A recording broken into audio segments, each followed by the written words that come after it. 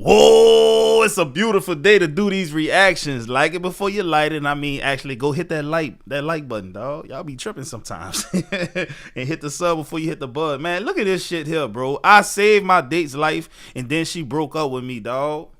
That almost make you want to reverse time and just let it happen, bro. I ain't gonna. I just got back from a date with a woman named Reba. We decided to go to the movies. We get to the theater. She's just lovely, so beautiful, so nice to me. And we get some popcorn. And just before we're about to go in, she says, "Oh, and by the way, I have narcolepsy. So if during the movie you see me just kind of nod off, just give me a little elbow into the side. You know, I'll wake up and we'll keep watching." I was just like, "Reba, no problem, girl. If you have a little narcoleptic moment, I'm happy to wake you up. This is..." Can I just stop the video here? We already know how it ends. We just don't know specifically how it ends. But my question to you guys is this. Do y'all think they deserve good men like this? Cause dog, I'm telling you, I ain't shit. I'd have been like, this big got narcolepsy. I ain't dealing with this. There's no future in this at all. I don't know you. I don't owe you nothing. It ain't like you developed it after I got to know you. Nah, you telling me off the rip, this is what I'm gonna be faced with. And I'm saying no, I'm taking my ball and go home. I ain't shit. I know that. This is a good man, cause not gonna happen, partner. This is the start of something special between you and me. Oh, hell Well, so we're eating popcorn, watching the movie. DiCaprio's great. And all of a sudden, I look over and she's nodded off. So I was like, all right, here's my job. So I nudge Reba in the side with my elbow. Well, she wakes up and immediately starts choking violently.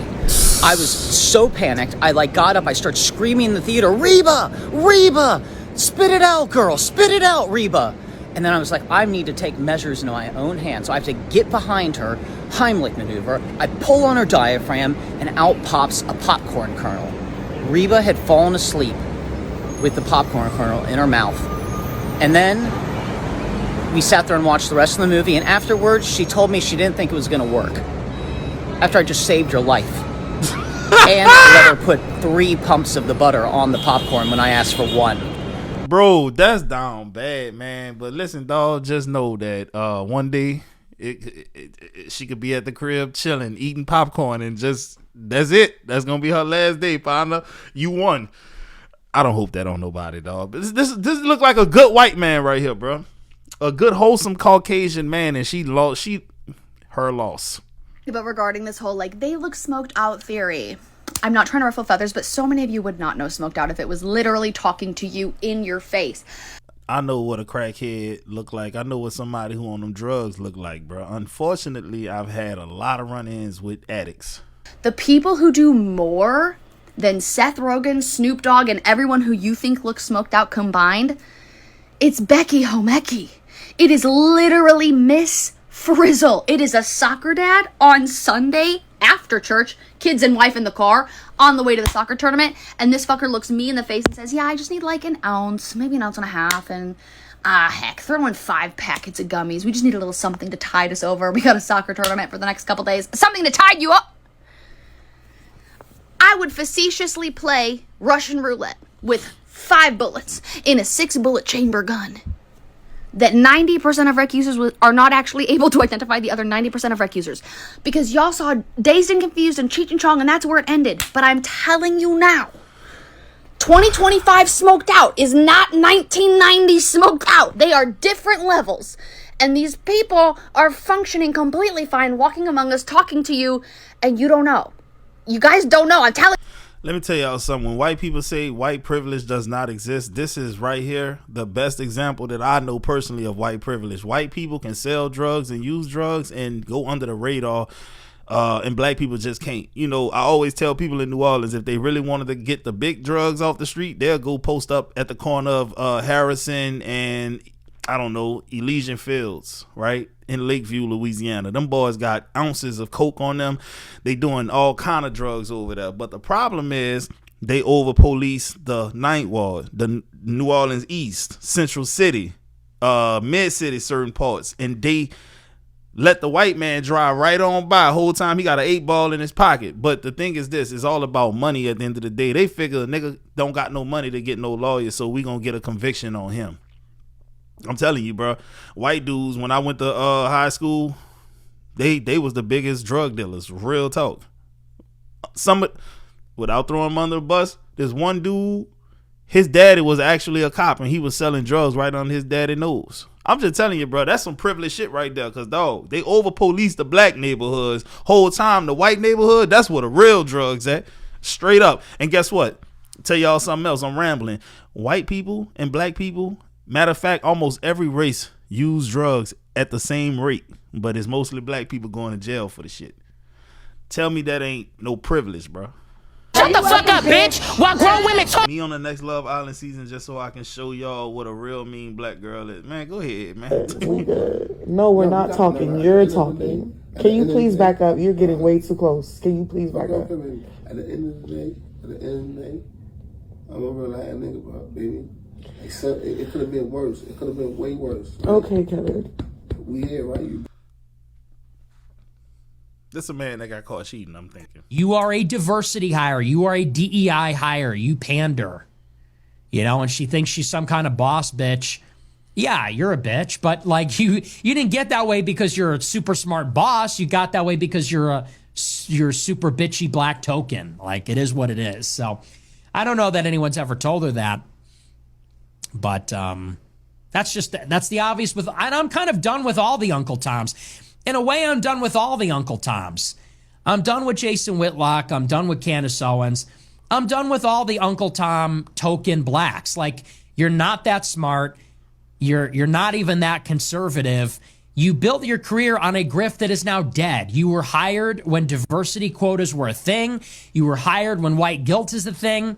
I don't feel white guilt. I never have. DEI is over. So now you're done. You need to be fired. Like, you're done.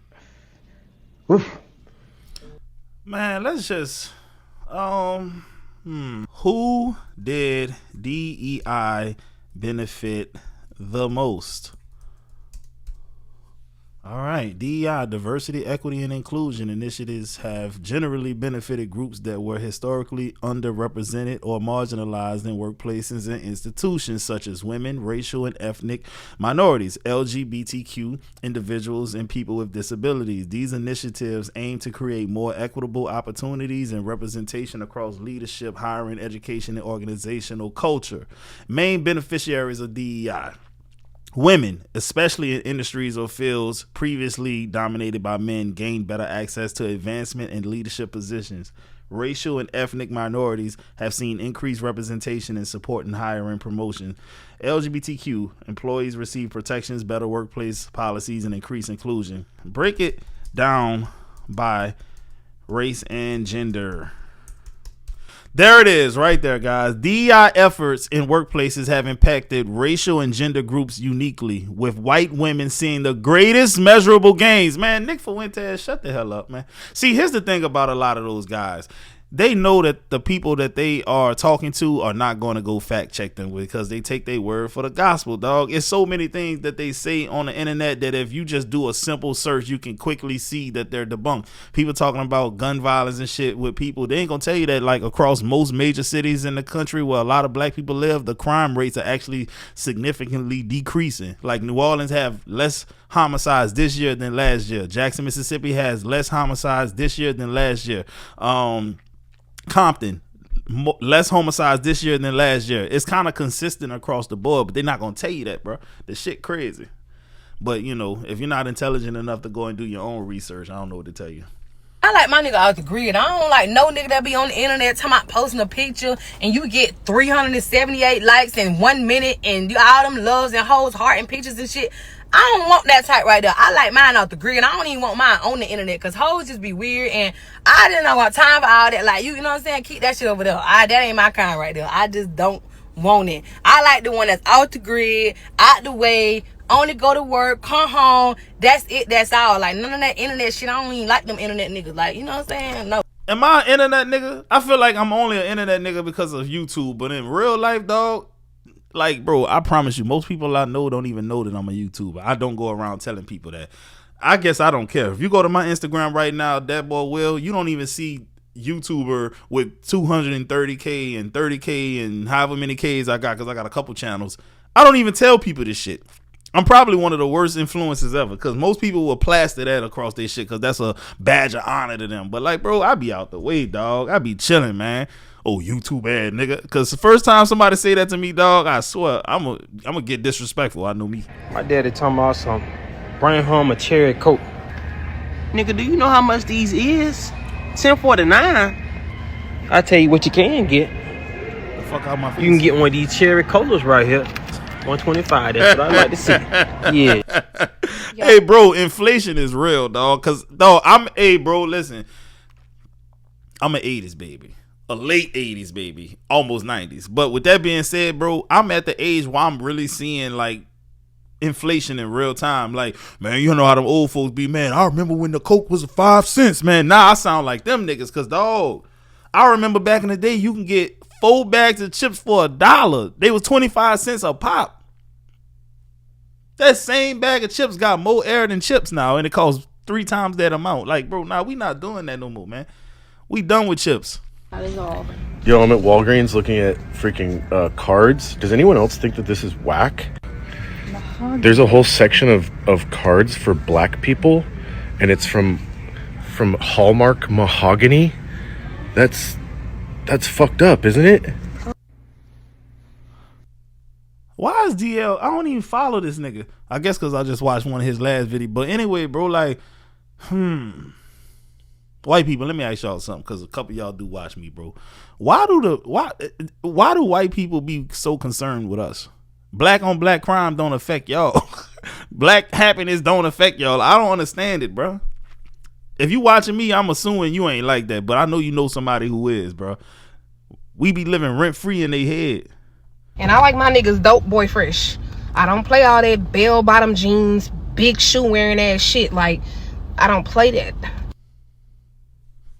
I be dope boy fresh. I ain't gonna hold y'all. I do. I don't do too much, bro. You know, I might put on a white tee, you know, some fresh GD Wheaties, you know.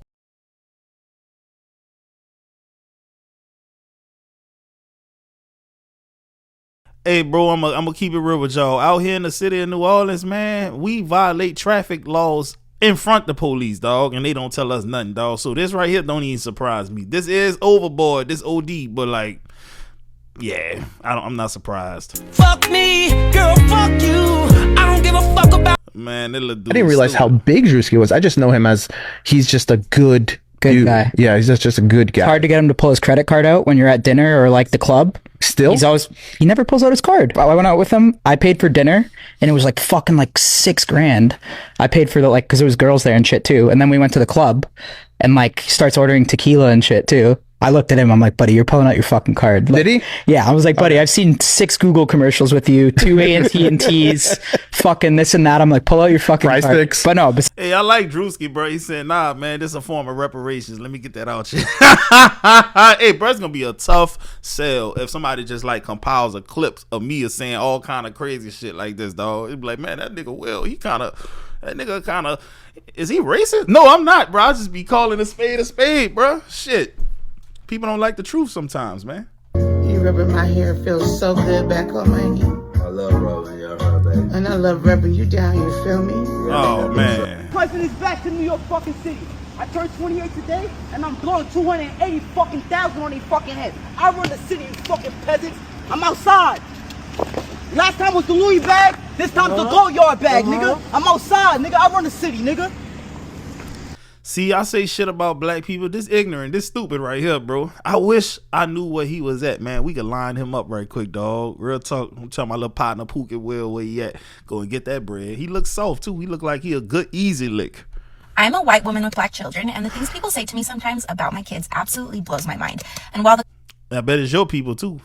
comments are generally well-intentioned, they usually turn out to be harmful, especially... I take that back. Y'all black people be saying shit too about white kids. I mean, half white, half black kids. Like, baby, you gotta learn how to do that. Man, look. if my kids were to hear you saying them. So let's have a little educational moment on things you shouldn't say to your friends with black children. The other day, my friend was holding my 3-month-old baby and we were talking about his looks, and I made the comment that I hate that I have to wait a whole year to find out what his curl pattern is going to turn out to be like, because for reference, I have 3 older kids and all 3 of them came out with completely different hair, but when they were born, they all had the same straight hair, and then by about a year, you could start to tell what their curl pattern was going to be like. My 2 oldest both have a very tight curl pattern, and my 3rd has curls so loose that his hair might as well be straight. Then my friend goes, oh yeah, you don't know, is he gonna end up with high maintenance hair or low maintenance hair? Hopefully he gets that low maintenance hair, huh? That's no different than black people saying the good hair. They ain't that look, it is what it is.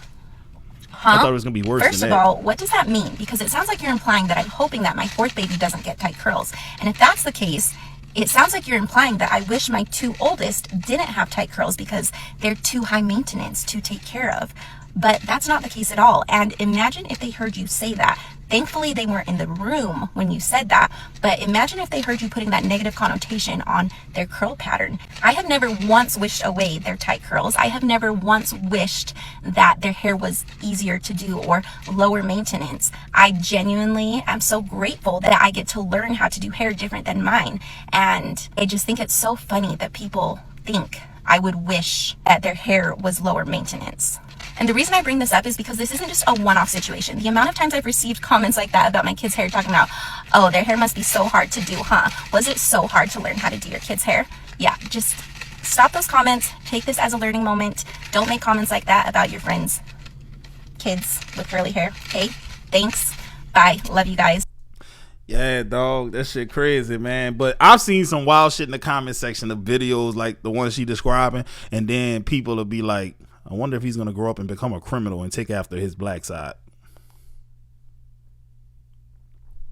Like all black people are criminals or some shit, dog. It's crazy. If you never tapped into street culture, you won. If you was tapped into street culture and then you got out of it, you won. If the only thing you wanted to do back in the day was just get a job and work and live your life, you won. Cause look at what all the street dudes are dealing with. Thug out here getting exposed for snitching on everybody. Lil Baby can't sell no more albums. TK getting out as soon as the world looked like Blade Runner. Bobby Shmurda out here twerking in Hoochie Daddy shorts for features. All the street dudes was getting exposed on the T-app. Lil J got exposed for clapping a lady mister or two. The list is endless. But you know what else is endless? That peace when your decisions set you up for a good life. I'm talking about you could chill and do whatever you want. Spend your money and ain't gotta worry about no child support payments. I'm talking about life really being good, ain't it? Yes, this is my setup. Say, bro, non-street dudes is on child support too. Now, let's not paint a narrative like it's only street dudes who dealing with baby mama drama. A lot of you L7 brothers definitely dealing with baby mama drama, dog.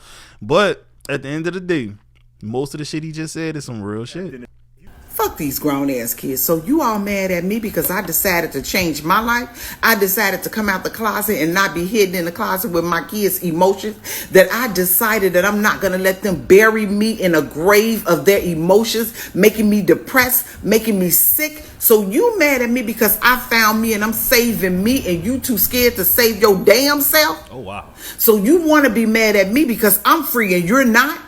You still holding on to the grains of salt of emotions that your kids is giving you? I had a horrible time raising mines. I had a horrible fucked up time raising mines.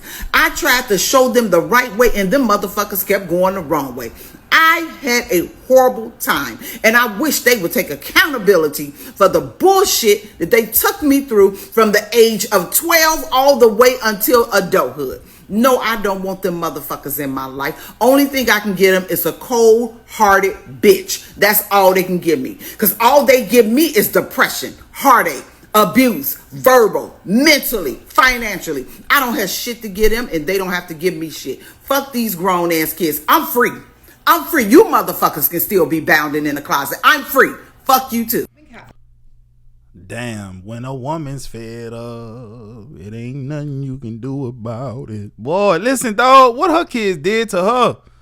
I'm on the mama side. I ain't gonna hold you, bro. Them kids sound horrible. A lot of grown-ass kids don't want to take accountability for the shit that's going wrong in their life because your mama told you right from wrong. Dirt ass. All know that creature that grew from the meteorites, right? You know, this one right here. That's fake. So he released it. Yeah. Mm-hmm. And you're probably thinking, oh, did he release it like in the forest, in the jungle? Did he maybe like put it in a volcano, to get rid of it? No, he released it in water. Oh. Yeah. And you're probably thinking, well, isn't that kind of smart, to maybe hopefully that it can't swim in water? No, actually, he just posted an update of it swimming in the water.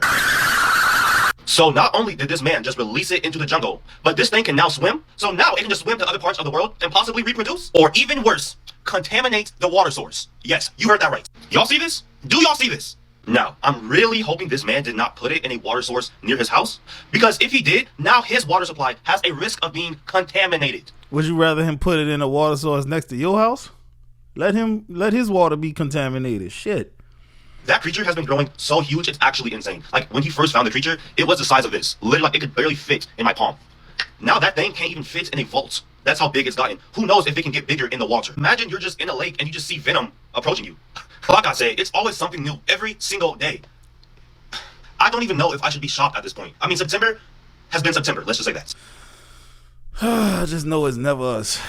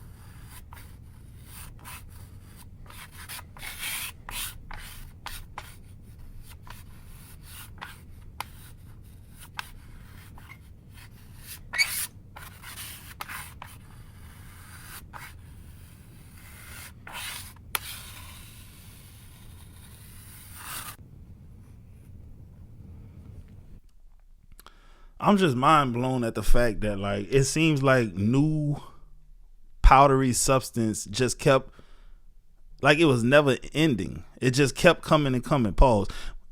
And the craftsmanship, like, it's so buttery smooth. Like, how do people become so talented at useless shit? If I was there, I'd blow that fucking table, boy. My daddy is some great. They're my worst enemies. Worst enemies. I just met my daddy 2 years ago. You feel me? And my daddy is a op. Like, he's a full-blown op. You feel me? And I just looked at it like shit. United we stand, divided we conquer. Motherfuckers always telling their kids, like, nigga, don't be like me. Be better than me. And like, kids always take that as like a do as I say and not as I do type situation. But that's not what it means. Let me give you an example. Look, me and my stepson was talking about, it was about a year ago. My stepson was telling me he about to have a baby. Now look, when I call him my stepson, understand, me and his mother broke up like 7-8 years ago. But me and him was so tight that we still stay in touch. I mean, the nigga visit me, all type of shit. I met him when he was 14. The nigga say, hey, the thing he love about me is I showed him how to deal with a woman. He say, because of me, he don't never argue with women. He say he never saw me get upset or argue. All I say is, you heard what I said.